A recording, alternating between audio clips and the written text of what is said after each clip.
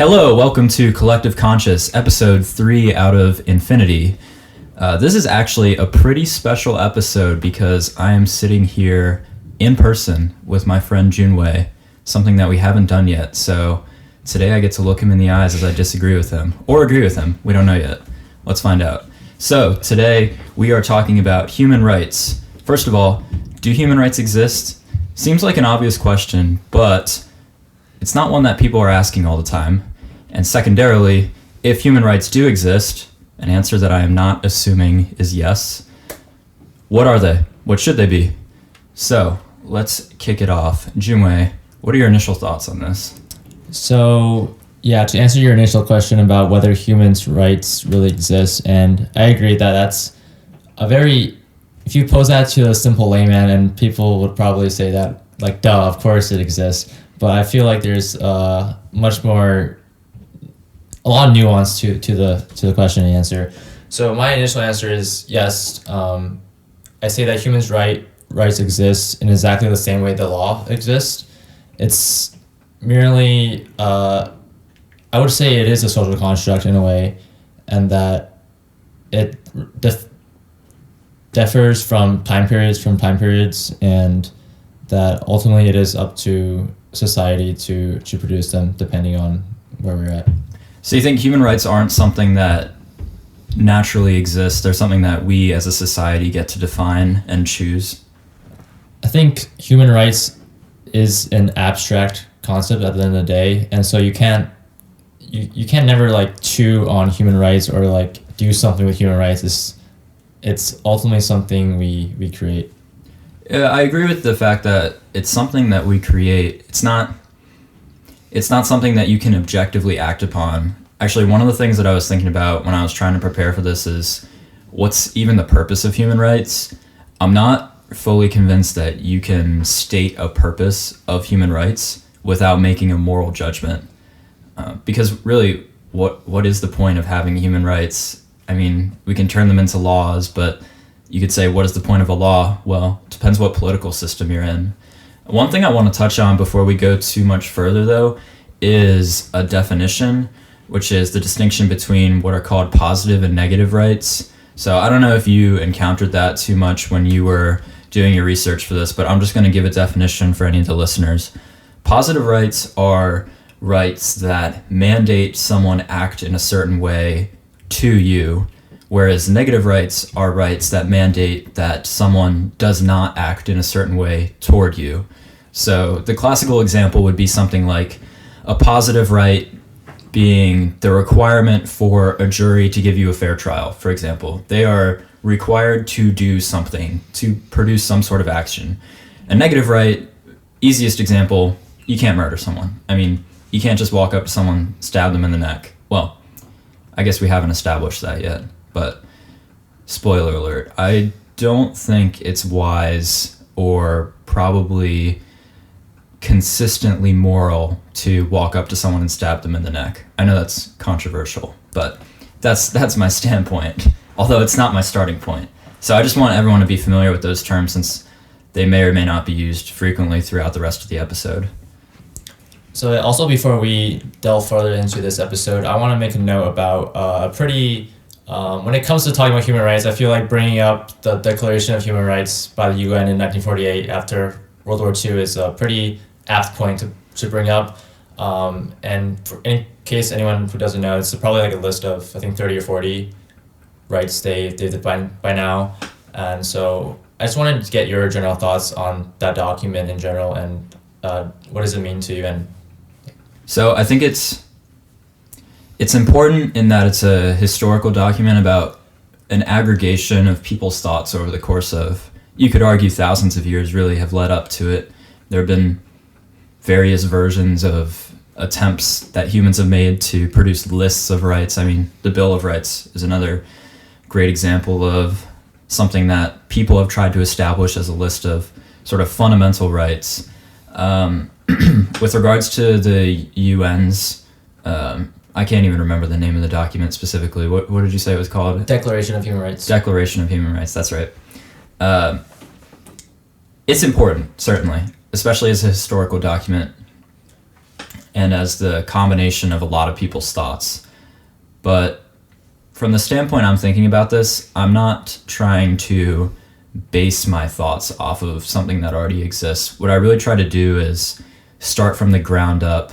And it's useful, of course, to reference certain things, but I don't want to start from there and then try to analyze it. I'd rather start from the ground up and see what we can build, if that makes sense. Sure. So, actually, with that though, are there any of the rights in that document that you specifically feel strongly about, positively or negatively? There's no specific ones I would mention, but I would create a distinction between rights ordained to an individual versus rights ordained to society. And this comes with one of the major criticisms of a unified set of rights like the Declaration of Rights is that is primarily written by Western nations. And so that brings up, like, what about the other Eastern world and how individualism versus, socialism, and that's a big difference when it comes to human rights. Yeah, absolutely. I think one of my fundamental thoughts on this is that you have to really decide if you are going to prioritize individual rights or group/society/community/collective rights. I'm just going to use all those words interchangeably in this. In my view, individual rights are what matters more. I know plenty of people probably disagree with that, but it seems to me that the foundation of human rights should be independent of the society in which you live. So even if only, let's say, one human existed in the entire universe, if we're defining a set of human rights, they should still hold true, even if only one human exists, if that makes sense. Yeah, that's interesting because I read a thought experiment when I did some research on this, in that if there was only two people in the world, do human rights still applicable in that case? Like if I was alone with you on Earth, just the two of us, am I obligated to give you water or provide you shelter? And that's a really interesting distinction. I think that goes right into the discussion of positive and negative rights.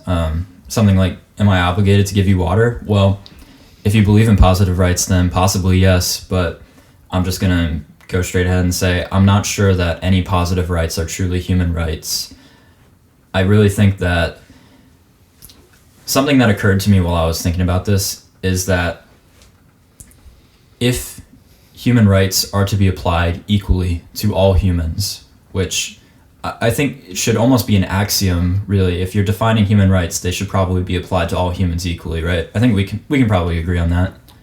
So my only, I'm wondering what you think about this, but the only thing I would say is in cases, let's say a baby is born in one of those cases where they're kind of like a vegetable, like, in their entire life, they just won't have the ability to function, nowhere near the capacity of a human being, of regular human being. And so does that person have the same amount of rights as like a fully functioning, this brings up animal rights too, like a dog, like a fully functioning dog. You would argue that a dog can actually like have emotion, and whereas that kind of a vegetable, so to speak, they wouldn't be able to function as well. So what do you say, would that be a difference for you? I don't think it should be a difference. I think human rights should truly be universal to all humans. And that's actually, I'm glad that you brought up animal rights, because that was something I was really struggling with earlier today while I was thinking about this, is if you're defining human rights, that's really a subset of what I would call, I don't know if there is a name that's been discussed for this, but universal rights, which transcend species. And of course we, as humans, care a lot about human rights compared to what I'm just going to call universal rights. But it seems to me that there shouldn't be exceptions that are made just based off arbitrary value statements. And although you bring up an example that probably a lot of people may agree changes things, in that someone who has no sort of subjective quality of life we might be able to treat differently, but I actually don't believe that we should treat their rights differently. I think that their rights exist independently of whatever situation they're in. So do you feel the same way about that part of it, or do you feel differently about situational? When I brought up that kind of extreme case, that was more of just like a playing devil's advocate, so to speak, about what you would thought, because that's my only like kind of objection, but not really an objection, just like just throwing it out there to see what you think. Yeah, I see what you're saying. So, But we can agree that like every human is entitled to, when they are born, like those universal basic human rights. right, I would say if a human right exists, then it should exist for all humans, regardless of any sort of circumstance. But really, we haven't even established whether human rights exist or not. It sounds like, of course, both of us, you could probably assume by now, do believe that some human rights exist. I'm not sure if I agree with you or not on exactly what those human rights are, but I think we can start from the basis that there are some human rights, or there is at least one human right. And like I alluded to earlier, I'm not sure that any positive rights are actually human rights. However, I want to say, just because something is not a human right doesn't mean it's not morally valuable in some way. For example, the right to a fair trial, while I wouldn't classify that as a human right, I would still classify that as a useful right in order to create a society that at least I would want to live in. But saying it's a society I want to live in, that's a subjective thing. It's not, you can't apply that universally because everybody has a different perception of what society in which they want to live.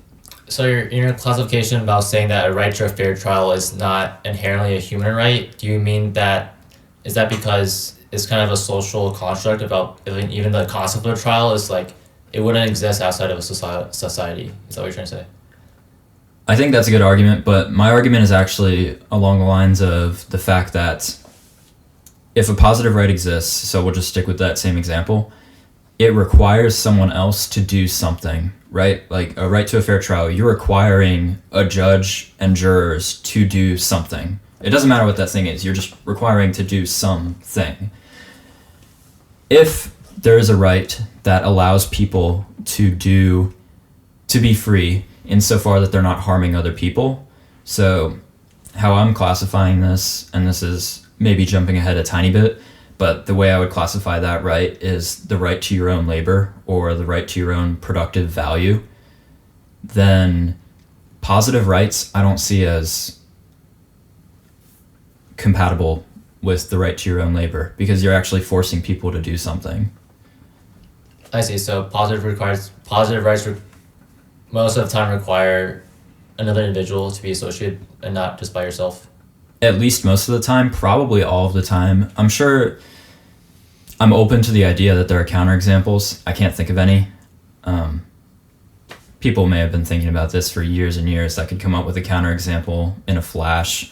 I can't think of any right now. I'd be open to the idea, but my statement generally would be that if you have a right to the full value of your own labor, of your own production, of your own action, then positive rights are not compatible with that in the same class of rights because they force you to do something. You are no longer in full control of your own action. Okay. And so I think that brings me to my next point is whether human rights, that concept is actually useful in modern society, because we have the Declaration of Human Rights, every country has its own document of U.S. Declaration of Independence and Bill of Rights and all that, right? And yet in today's day and age, we see many countries around the world violating human rights. So it makes me think that it's hard to achieve. Yeah, it's definitely hard to, I agree with you, it's hard to achieve a society which fully respects the rights that it establishes. Even in the United States, where there's something like the Bill of Rights, rights are still violated. It does bring up the question of, again, what is the purpose of human rights in the first place? Is it even possible to adhere to all human rights? I'm not fully sure what the answer to that is, actually. I think that rights are probably something that we should value over other exceptions, in that rights are something that should probably be at the core of the policies that we create, at the core of the political decisions that we make. They're not the end-all be-all. And in my mind, they would be the thing that is the highest priority to uphold. Not all laws are rights, but the laws that define rights should be the ones that are upheld with the highest rigor. That seems to be the case in modern political discourse in any political society, in that, just presidential debates or things of that nature, and primarily the main talking points are almost directly related to human rights in some way, shape, or form. Yeah, certainly. I think we've seen, especially in the Democratic primaries that are happening right now, this is a current event thing, but right now we're in the midst of a Democratic primary election, and we're seeing a lot of talk specifically about the concept of whether healthcare is a human right. I think probably all of the candidates have stated that healthcare is a human right. I know definitely people like Bernie Sanders, Elizabeth Warren have stated that healthcare is a human right. I'm sure some of the candidates have also flip-flopped on this because, we're talking about politics here. Healthcare as a right would fall into the category of positive rights. So for me personally, I don't think that it's fair to call it a human right. That's not to say that it's something that we shouldn't try to provide to everyone. It's just that not everyone, by virtue of existing, is owed healthcare because, and it's not because we don't care about them, it's because if you say that someone is owed healthcare, what you're really saying is you have to force someone else to provide that care, which in my eyes is a violation of their right to their own labor. Someone has to provide them that care. Right, and the right to healthcare, you can't do that by yourself, right? It's a group function. And so if I can ask you, what would you say, if you're not born with the right to healthcare, are there any rights you would say in your initial thoughts that you are born with? Like, are you born with a right to shelter, a right to get water? What do you think of that? So the way I was thinking about this, I broke it down into 3 categories, or maybe just fundamental rights that we all have. Basically 3 human rights. And surprisingly, the hardest one for me to justify was the right to life. And we can get into that a little bit in a later part. The second one I would say is the right to your own labor, which I've mentioned a few times already. The right to your own action, the right to pursue what you want with your energy, your time, your effort. The right to do essentially what you want, of course, such that you're not infringing on other people's rights. So that's not to say you can go out and kill as many people as you want to because that's what you want to do, because that's still an infringement of another right. I think that, and this leads me to a little bit of a subpoint, the rights that we state as human rights should not be hierarchical in that they should all be compatible with each other. There shouldn't be like one grand right and then other rights where, you can't violate someone's right to life, but you can still do whatever you want. No, it's that all rights need to be compatible with each other at each level of analysis, if that makes sense. Then the final right that I would say we all have is speech, something that we can all produce, something that's not a limited resource pool. So those are the 3 categories of right that I see, which is pretty similar to something like John Locke's life, liberty, property. I'd say it's life, liberty in our actions, which is, I think, similar to how he used the term liberty, something like pursuit of happiness, and then speech. So I don't think property is necessarily a right, though, actually.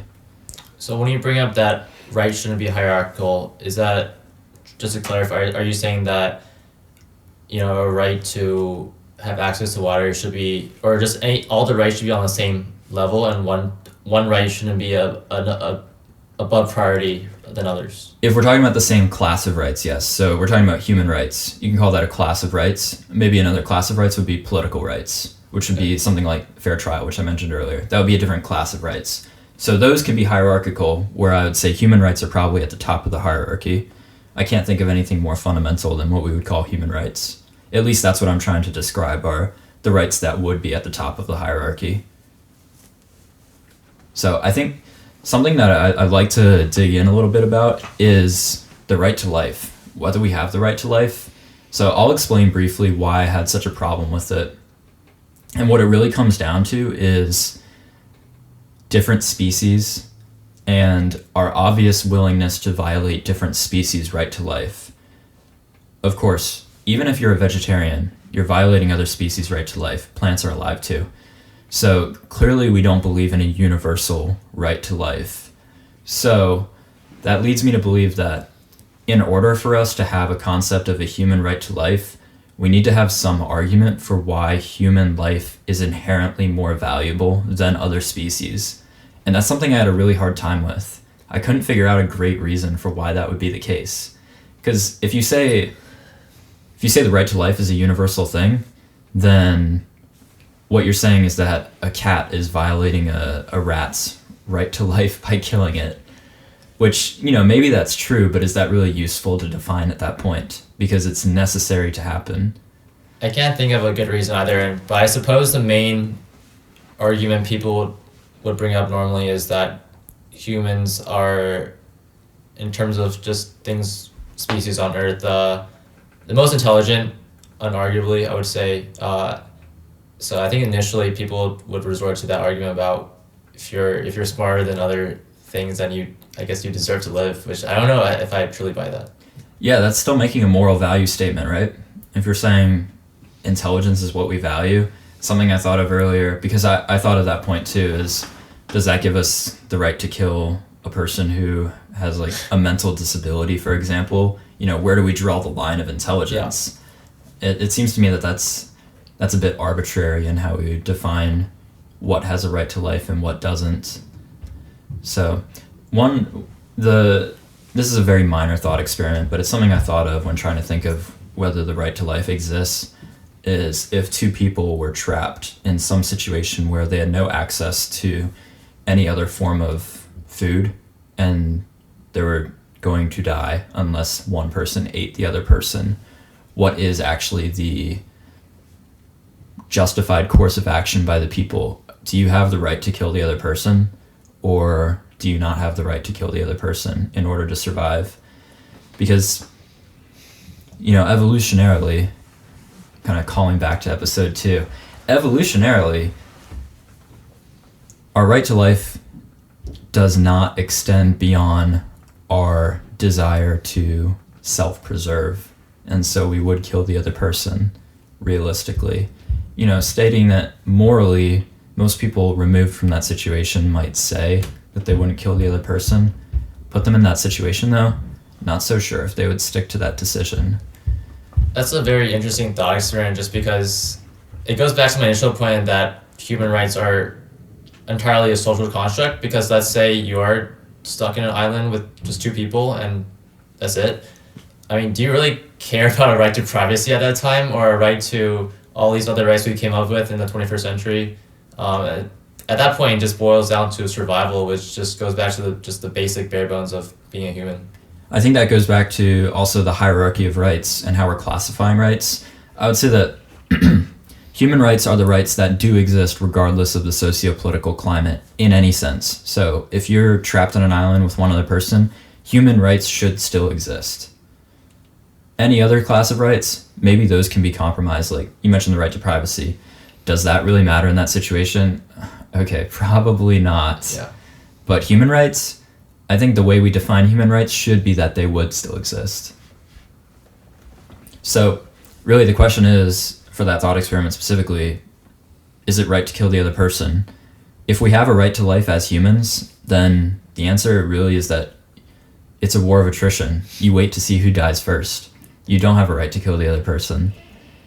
The question beyond that, though, is really, is that useful as a construct? Is it useful to have a right that exists that way if it doesn't extend beyond your desire to self-preserve? I'm not really sure.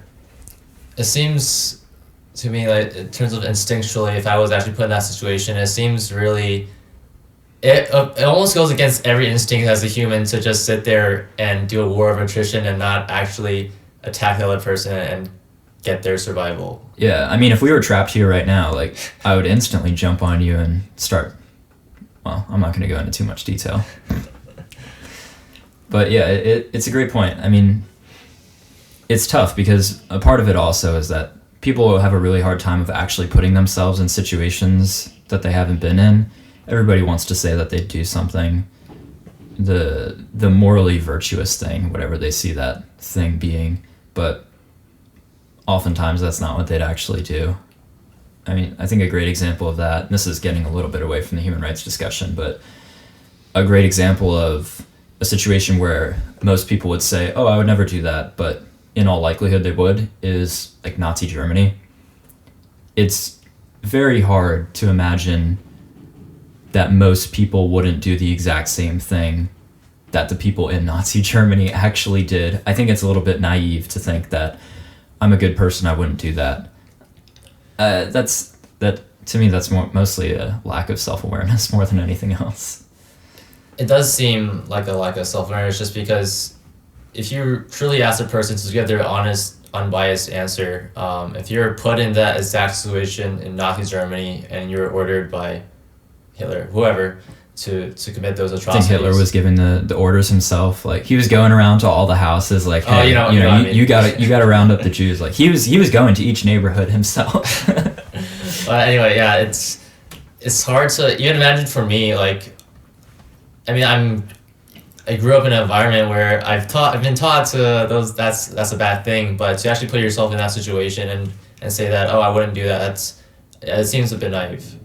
I'll bring it back to human rights right after I make this statement, but I think it's important for people to realize how much of a monster they're really capable of being, and how easy it is. It's really not that hard for us to be put in that sort of situation. It's not like World War II Germany was a super uncivilized society. It was modern society. It was a modern society, and yet they committed horrible, horrible things. Arguably, we could be doing the same sorts of things and just unaware of it. It's not like they were sitting there thinking, oh, I'm a bad person, I'm doing this, I just don't care. No one sits there and thinks that, except for maybe like psychopaths. I don't know. For the record, I'm not a psychopath. But I want to bring it back, more focused on the human rights discussion. And I want to ask you, so do you think positive rights are human rights? Something like right to water, right to healthcare. You mentioned the concepts of those, but you didn't really share what your thoughts were on it. I think, to give an initial answer, I would say they are human rights. It just depends on, I mean, if you go back to the thought experiment, then all that gets thrown out the window. But I would say in just today, right now, I think that is pretty applicable, and it seems to me that it would be a human right. Mm-hmm. So I want to know, and maybe you haven't thought fully, that almost sounds like an insult when I say it like that. But I want to know how far those positive rights extend in your mind. Like, if you're saying, so let's go to the water example. Is that fine with you? Yeah. Like, is that something you would say? If there were two people, are you obligated to give someone else water? I would say so. Okay. So how far does that right extend? Like, if someone is, let's say we're in that same situation, right? Two people on an island. Let's call that the scenario. If they're having a heart attack, are you obligated to give them CPR if you know CPR? I say the extent to positive rights in that situation is just a matter of survival, and that it goes back to like what are the basic human rights needed for survival. And so in that case, I would say it is applicable to give them CPR. So you would say that it is their right for you to give them CPR then? You are rightfully obligated to do it? Yeah. Interesting. Okay. So my question then really would be like, well, I'll start by saying this. For me, the highest value, the thing that I value the most in how we're creating a societal structure is freedom, liberty, personal freedom. And so a lot of what that comes down to is, as I mentioned earlier, the right to your own labor, the right to your own action. And so that's where that would be the sort of value from which my definition of human rights comes, if that makes sense. Yeah, so you're just saying that the rights you have, it just comes from yourself and not from any other person. Right. Concept of individual liberty, individual rights is paramount to me. So I would ask you, what is the sort of highest virtue that you see? Is it just everyone's right to quality of life, or everyone's right to life in general? Like, do you have an idea of what that would be? I would say a right to life in general. So in the case you asked me about if a person on the island is having a heart attack, are you required to get a CPR? And my answer is yes, because I believe that that person has the right to life, and if you're capable of resurrecting them, then Resuscitating. resuscitating them, I would really, you can give them the ability to live again. Yeah. Mm-hmm. So for you, it's let me just see if I'm understanding this right. It's a matter of being a good Samaritan in a sense, doing the right thing. Doing the right thing, and there's a lot of thought experience and philosophy about if you see a child drowning, are you obligated to save them? So it's all those things. So I'm guessing then you would say that you are obligated to save them. Yeah. And that goes to another point of human rights, is that another basic one that people bring up is the golden rule, which is actually pretty interesting if you think about it, because there's a lot of drawbacks to them, but the golden rule, how you want to be treated is how you want to treat others, right? Mm-hmm. So what do you think of that as a principle to follow? I think it's a good principle to follow. I don't know if that's synonymous with it being a human right. I hadn't really thought about it in that context, actually, so it's an interesting thought.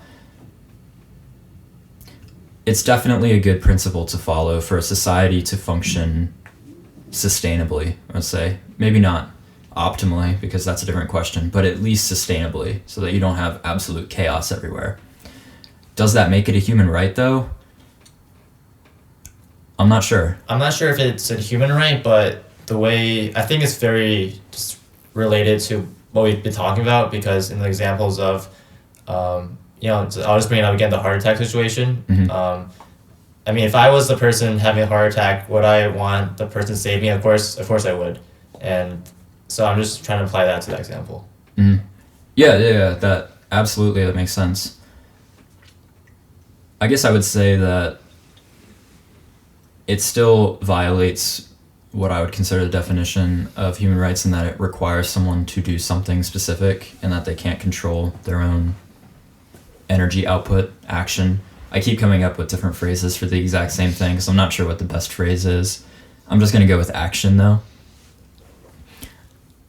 I think it's a good way to live, but I don't think it's required by rights themselves way to live. Because in order for that to be a right, I think you have to go back to the difference between humans and other species. If you extend that to the idea of other species, we do things to other species that we wouldn't do to ourselves necessarily, which is, I know that's sort of changing the topic a little bit from what you're actually getting at, but I think it still mandates that we treat humans in a special sort of way. And I'm not sure how arbitrary or not arbitrary that way of treating humans specifically is.